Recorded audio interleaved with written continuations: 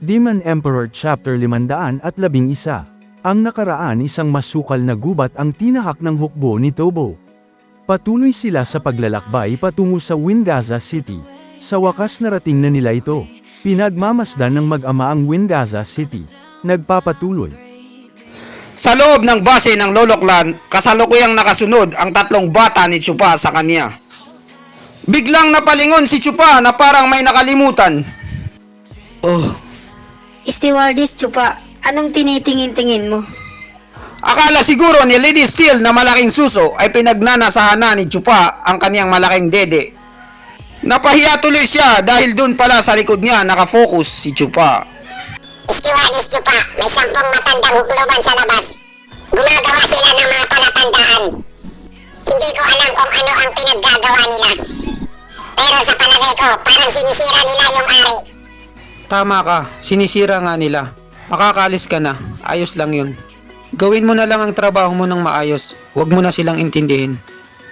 Ang ibig bang sabihin yan ay si Tubutisa na nandito na? Masyado silang mabilis. Hindi pa tayo handa para sa laban. Ha ha ha ha ha. So ano ngayon kung mabilis sila? Tara, maglakad-lakad muna tayo. Tingnan natin ng mga matatanda na yun kung gaano kahirap ang trabaho nila. Nabigla yung tatlo dahil may gana pang maglakad-lakad si Chupa kaysa depensahan ng base. Sa labas ng Wingaza City, may 10 senior citizen ang nakahilera. Hindi nila iniinda ang sikat ng araw, trabaho pa rin sila. Yan ang tinatawag na hard work, die fast. Amang mahabagin, sino kaya ang walang hiyang gumawa nito? Paanong nangyaring itong 2 gradong ari? Tangina, ang hirap. Anong klase ng stilong pagkakagawa nito? Hindi ko pa nakikita sa buong buhay ko. Siguro mayroon silang malupit sa ari. Grandmaster, para magawa itong perpektong ari. Walang gumagana, hindi namin mabutas-butas. Pagod na itong mga senior citizen sa trabaho. Kakasimula pa lang, dapat nagretiro na lang sila. Puro kayo marites at lugaw, sipagan niyo ang trabaho. Nasermonan tuloy sila ng bisor nila. Sa di kalayuan, sa loob ng Wingaza City. Pinapanood sila at pinagtatawanan ni Chupa at ang kanyang mga kasamahan. Stewardess Chupa, pambihira talaga ang iyong kakayahan. Kahanga-hanga. Inis na sa'yo yung mga matatanda. Mamamatay sila sa galit. May kakayahan ako sa paggawa ng ari. Pero hindi pa yon sapat para gumawa ng 2 gradong ari na may kapangyarihan ng 6 na grado. Napaka-humble naman ni Chupa. Hindi nila mabubutas yan. Hindi kasi nila naintindihan. Bobo kasi sila. Hindi sila nag-aral mabuti. Kinansyawan sila ni Chupa.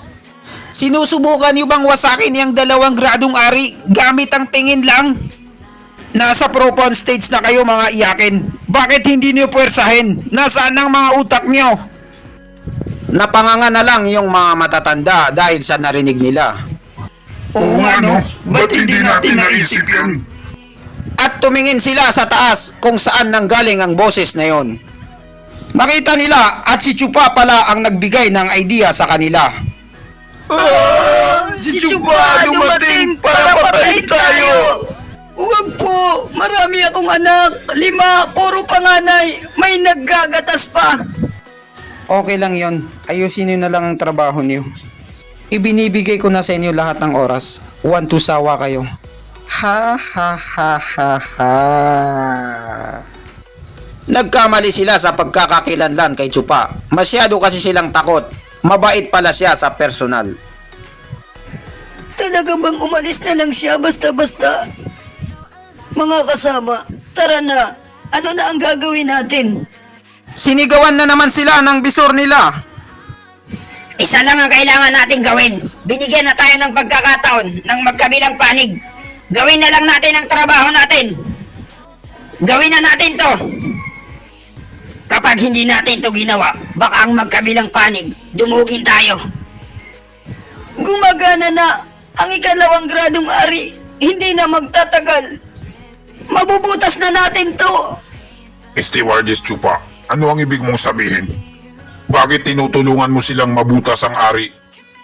Kinakabahan na si Long Singkit sa mga nangyayari. May hinihintay ako. Hinihintay? Para saan? Ang kanilang mga dalubhasang eksperto na magpakita. Hinihintay pala ni Chupa si Dawan, kaya pala single siya hanggang ngayon. Si Tubuti Isan ay hindi pa lumulusob dahil sa ari.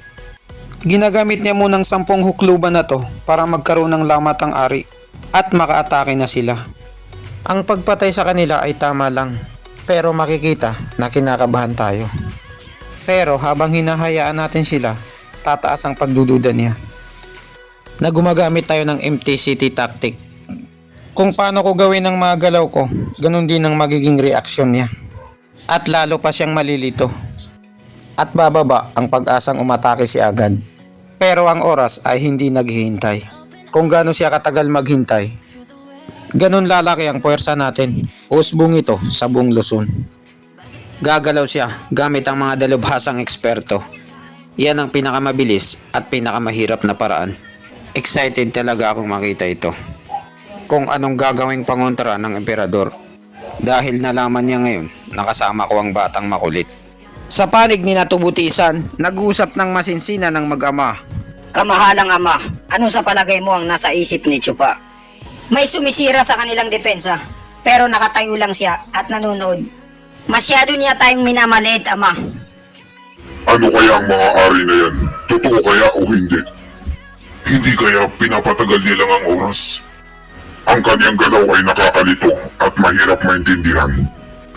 Liu Feng, sumama ka sa akin. Bisitahin natin yung mga matatanda. Ngayon na ba? Hindi ba sila ang alas natin? Masyado pang maaga para ilabas natin sila. Ang bilis ay isa sa kakayahan sa digmaan. Hindi na natin kailangan problemahin pa yan. Sa wakas, dumating na sila sa tent na tinutuluyan ng mga matatanda. Nabigla sila dahil sa mga narinig nila mula sa labas. Yan, napakaganda talaga ng katawan mo. Napakabata. Napakasariwa. At kayang-kaya mong kumontrol ng mga hayop. Bigyan mo lang ako ng 2 taon na maging jowa kita. Sigurado ako, malalagpasan mo pa ako.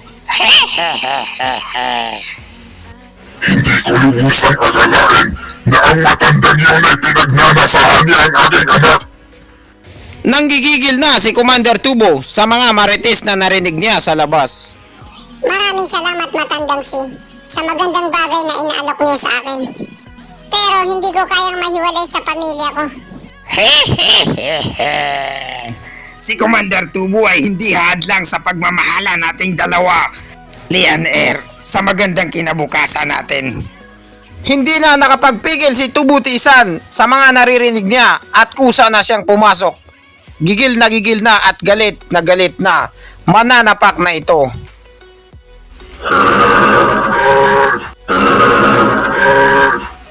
Commander! Batang Master! Binati nila agad si Commander Tubo at ang kaniyang anak. Pero ang mata ni Commander Tubo ay nakapokus sa 3 matanda. Habang nakaupo sa kanilang kinaupuan. Si Tubuti Isan ito, binabati ko kayo ng magandang umaga. Matandang ho. Matandang lang. At Bago niya banggitin ang pinakahuli, ay tumigil muna siya dahil gigil na siya at gusto niya nang manapak. matandang si. Commander Tubo, sa wakas, nandito ka na. Kinakandong niya sa kanyang sarili si Lian Hentai Yamiti Kodosai. Lalong uminit ang galit ni Tubuti Isan sa kanyang kaloob-looban. Ikaw ba naman ang makita ang iyong anak na babae na kinakandong ng matanda na wala kang magawa?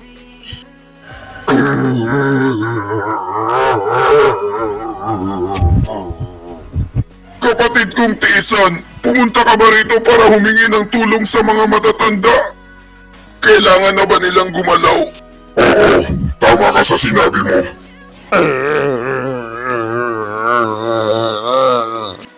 Mga matatanda, pag-iusap, pasukin niyo ang City Hari. Tulungan niyo ang hukbo ko na makapasok sa Windasa City!